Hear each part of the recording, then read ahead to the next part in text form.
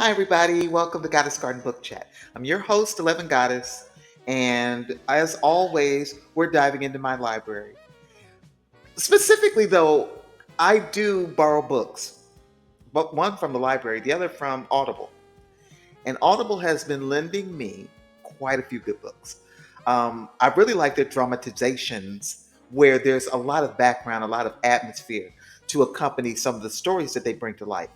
Specifically, we're going to talk about Alien. Yes, that alien. The xenomorph has a book life. And in this book, The Sea of Sorrows, it is both explaining a lot of what you saw in the first Alien and giving breath to there is the movie which tells of this story, that tells of Ripley, it tells of Newt, it tells of the colony and New Galveston. But the story is in these dramatizations. I'm not going to keep going. We're going to talk about this in a deep dive because I've read now 3 different adaptations and they're amazing. So we're not going to delay. We're going to talk about it. See you on the other side in my personal Welcome to the deep perspective. dive. Okay, so we are jumping straight into the thick of it tonight. Specifically, that moment, the iconic airlock hissing shut at the end of Aliens. Right. Ripley, Hicks, Newt, Bishop, they're all tucked away on the Sulaco heading home. But what if that trip home, well, what if it didn't end in disaster on Fury 161? What if it ended, I don't know, on a political firing line instead? That's precisely the territory we're exploring today. Our mission really is to unpack 2 radically different futures for the Alien universe, both of them delivered as these amazing, high-production, full-cast audio dramas. Oh, yeah. We're comparing Alien, Sea of Sorrows, and the big one, the adaptation of William Gibson's unmade script, Alien the Third. And what's really key here, I think, is that both stories, they just feel incredible because they were sort of filtered through the same audio genius, Dirk Maggs, for the sound design. Oh, absolutely. It's that completely immersive, cinematic, feel the hum of hypersleep, metal scraping, the static. Yep. But the stories themselves, they pull us in totally opposite directions, future-wise. Exactly. We're looking at a real fork in the timeline. One path is like an immediate what if, Yeah. a sliding doors sequel moments after the credits roll on Aliens. Mm-hmm. The other path, though, it jumps centuries ahead the original events. They're practically ancient history, myth even. So the core question for us is, how does the horror itself change when you shift that timeline from, say, biopolitics to biological memory? Okay, yeah, let's unpack that immediate aftermath first. Gibson's Alien the Third. Yeah. This one grabs the baton like the second Aliens ends, doesn't it? Pretty much. The Sulaco, it doesn't crash. No penal colony. It successfully docks at Anchorpoint, which is this massive deep space station, corporate and military. Right. The action is immediate. It feels very late 80s, early 90s, that whole Cold War, but in space vibe. And the first moves in Gibson's timeline are, well, they're kind of brutal, dramatically speaking, but clever. Yeah. Ripley, she's immediately sidelined, put in a coma, basically, to quarantine her, just in case. Yeah, and Newt gets sent back to Earth, taken right out of the danger zone. That decision, it just fundamentally shifts the whole focus of the sequel, doesn't it? You take Ripley, the ultimate survivor, off the board, Right. and suddenly the spotlight swings onto the systems she was always fighting. Containment protocols, corporate biowarfare, state-level worries. And that's why people were so excited about this script finally getting made, I think. It lets Hicks and Bishop come back, and Michael Biehn and Lance Henriksen are actually playing them again. Fantastic. They become the moral compass, navigating this mess where the xenomorph stuff recovered from the Sulaco immediately becomes, well, the focus of some really terrifying high-stakes political games. Okay, now let's jump completely the other way. Yeah. The total opposite end of the spectrum. Sea of Sorrows. If your Gibson story is like Tomorrow Morning. Then Sea of Sorrows is deep time, way out there. We're talking, roughly 3 centuries after Aliens?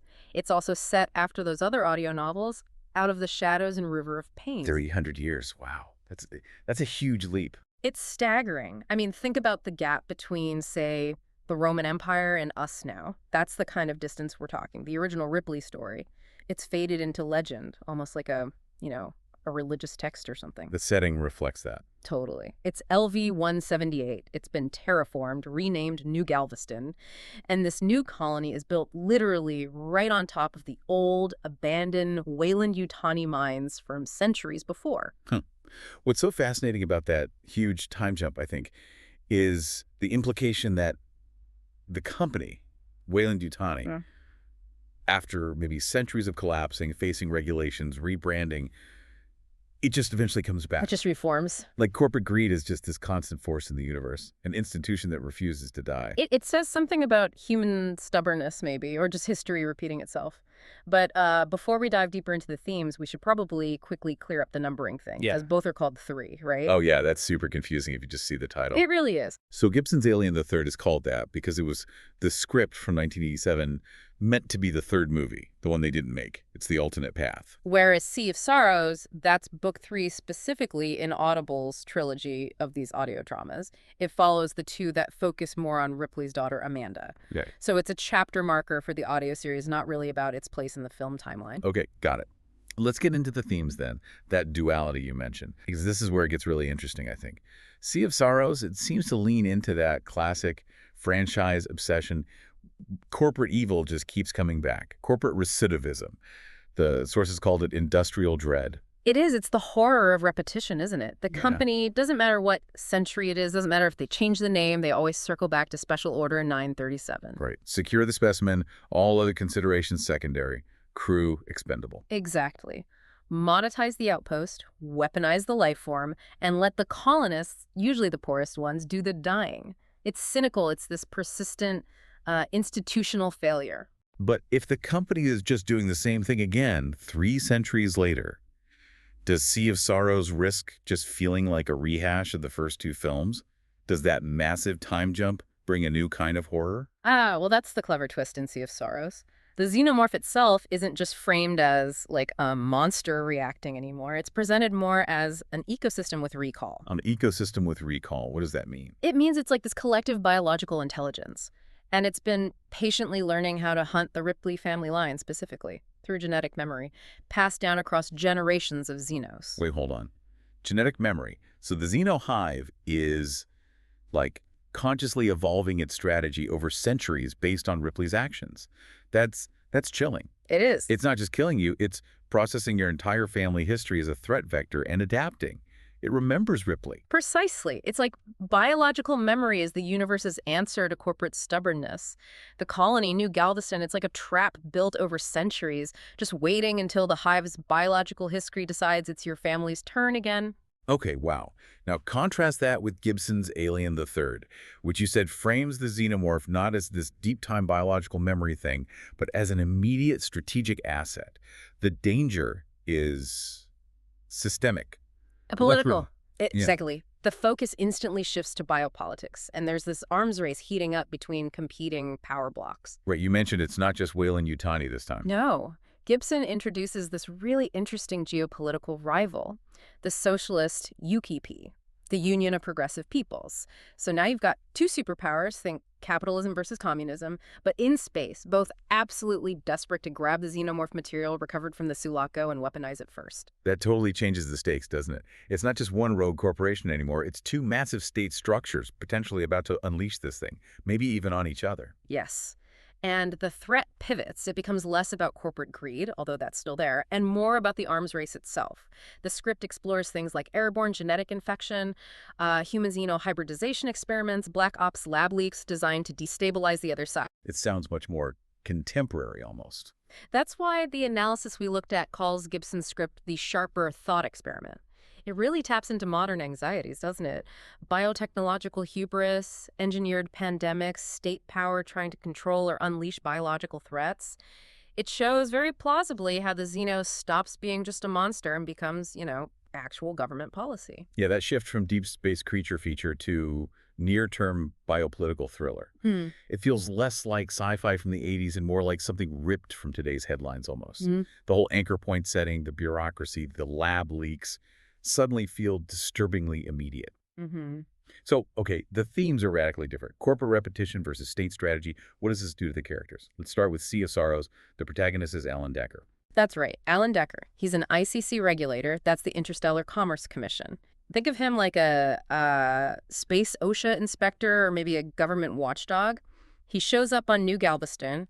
His job is basically colony safety audits, keeping people alive, making sure the company running the place isn't cutting too many corners. But he doesn't know he's basically walking into the hive's crosshairs, does he? Mm-hmm. Because of his connection to Ripley. Exactly. He carries Ripley's lineage, unknowingly. Which means, according to the story's logic, his blood sings to the xenomorphs. They sense him. Wow. So the whole drama becomes about inheritance. His choices, his survival, they're completely tangled up with this war Ripley fought centuries ago, a war she maybe didn't win as decisively as she thought. He's both the target the hive needs and, weirdly, maybe the key to its next evolutionary step. Okay, whereas Gibson's story, without Ripley, focuses on Hicks and Bishop. You said it's more about governance. Yeah, it becomes a kind of parable about governance and knowledge. Hicks and Bishop, they aren't burdened by Ripley's bloodline. They're burdened by what they know. They saw the Xenos firsthand. Now they're stuck on Anchorpoint, this moral pressure cooker. They have to navigate bureaucrats, military hardliners, politicians, all while this massive biohazard is right there. So their fight isn't just for survival anymore. Not entirely. It becomes about ethics. Who gets access to the recovered Xeno eggs? Who should get access? They quickly realize they're caught in the middle of this Cold War arms race. Their mission shifts from just Marine and android trying to get home to trying to control the spread of this terrifying knowledge, stopping it from falling into the wrong hands, whether that's Weyland-Yutani or the U.P.P. It's, like the source said, a marine and machine parable about the custody of knowledge. That's a great way to put it. So the key difference: Sea of Sorrows, characters fighting inherited biology, this deep genetic memory. Right. Gibson's Alien the Third, characters fighting bad policy, political ambition, the dangers of unchecked knowledge. Exactly. Inherited human failings, really. Okay, so let's try and synthesize this. If we connect it back to the bigger alien universe, which story offers the better, maybe more resonant extension today? Well, it really depends on what kind of horror you're looking for, doesn't it? The sources we reviewed lean towards Gibson's Alien the Third as having more intellectual weight for right now. Because of the biopolitics angle? Yeah, exactly. By focusing on things like airborne infection, state competition, engineered pathogens, it feels like the sharper thought experiment. It connects directly to fears we have now about pandemics, biotech gone wrong, geopolitical instability. It really nails that feeling of the xenomorph becoming classified state policy. But then, Sea of Sorrows. It has that classic alien vibe, doesn't it? The source called it the richer campfire tale. It definitely does. It digs deep into that Ripley as myth idea, giving her story this long, tragic echo across centuries. It absolutely nails the classic alien mood, that isolation, the creeping dread, and it ties the whole Audible audio trilogy together really nicely for fans who are deep into the lore. So Sea of Sorrows strengthens the mythos, the long-term horror. Its strength is making vast time feel almost intimate and cyclical. Like no matter how many centuries pass, Weyland-Yutani and the xenomorph response to the Ripley line, they're just locked in this endless biological loop. It's bleak, but in that classic alien way. Okay, so for you listening tonight, if you're thinking about diving into these audio dramas, and they sound incredible, by the way. Oh, they are. Meg's sound design is just top-notch. The recommended listening order seems pretty clear based on this. Start with Gibson's Alien the Third. Get that immediate what-if sequel feel. Hicks and Bishop fighting the Cold War in space, right after Aliens. Right, get that immediate hit. And then follow it up with Sea of Sorrows. Let yourself sink into that long echo centuries later. Experience Ripley's legacy in that far future desert where the hive literally remembers her name. It's interesting. Ultimately, both stories seem to show the same fundamental truth, don't they? Regardless of the century or the political system or the specific threat. The organism, the xenomorph, it just keeps auditing our species with, what did the source call it? Perfect, pitiless math. Yeah, that phrase really stuck with me too. Pitiless math. It implies the xeno is an evil, not really. It doesn't hate us, it just calculates. Pure, efficient function. We're either resources, hosts, or threats to be eliminated. So the real antagonist isn't the creature. Not fundamentally. It's the human element that keeps enabling it. The ones who consistently sign the checks, authorize the research, cover up the incidents, the corporate bosses, the state actors, they choose to leverage that terrifying efficiency for profit or power. The failure is always ours, isn't it? The choice to weaponize or the choice to bury the truth. Whether it's immediate biopolitics, like in Gibson's story, or that far future biological memory in Sea of Sorrows, we seem to be the architects of our own recurring nightmare. Which brings us, I guess, to a final thought for you, the listener, to chew on. The source material kind of leaves us with this question. Which future feels more terrifyingly plausible to you? Is it the near-term Cold War scenario where everyone learns the wrong lesson almost immediately, leading to maybe rapid collapse? Or is it the far future desert where the hive remembers our names? Which implies we just keep making the same mistakes, maybe slightly different variations, but essentially the same core mistake, for 300 years. What stands out to you? Which fate for humanity feels like the darker reflection? Yeah, which one truly chills you more? Well, thank you for being present with us for this deep dive into these alternate timelines of the xenomorph universe. Some really fascinating stuff to think about there. We definitely appreciate you joining the conversation. Please do like and subscribe if you enjoyed it, and definitely stay tuned because there's a personal perspective coming up from 11 Goddess herself right after this. Hi, friends. This is really such an amazing experience when it comes to the crafting of the universe. Um, what I was really appreciative of and what I did not expect is how well the books that I read follow the movie that I had seen, but it wasn't repetitive of the movie that I saw. And I think that the deep research that I did and the deep dive that you got to listen to helps you understand that this is now a whole universe, much in the way that Star Wars is creating a universe.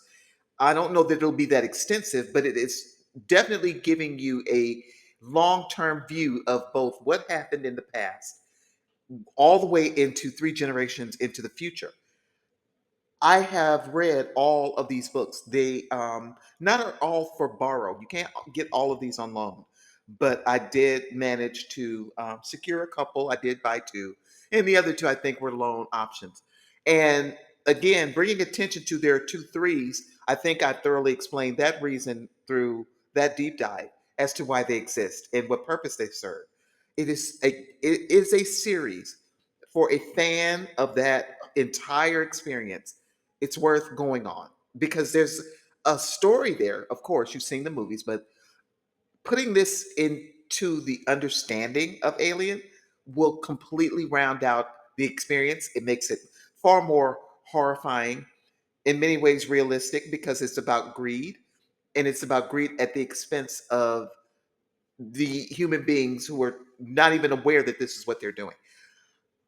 New Galveston is the kind of place that is always under this spotlight of it's trying to be better. It's sent out here to be something far more than what we have available to us on Earth.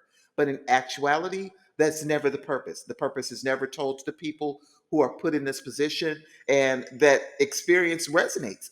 It makes this whole series resonate very well. So I hope that you will grab these books if you haven't already. um, I wouldn't be surprised though. I mean, let's face it, if you're an Alien fan, you understand about this journey. You understand that the author put together a third script that didn't get made. And so having that as a dramatization, that makes this treat even more so because I mean Dirk Maggs killed it. So I encourage you to pick it up. Encourage you to come back. Let me know what you think. If you've already read it, let me know. I'd love to hear from you. I've read all of those books that are available from Mr. Maggs. Special shout out and thank you for creating such a horrific, terrifying dramatization experience. Super chilling. These are not bedtime stories. Let me tell you up front, you might want to take this out into the backyard in bright sunlight. Go someplace where it's sunny and listen to this story. You don't want to be alone in the dark with a xenomorph. That's all I'm going to say. I'll see you next time in the garden. Please subscribe, please like, and come back. I can't wait to see you again.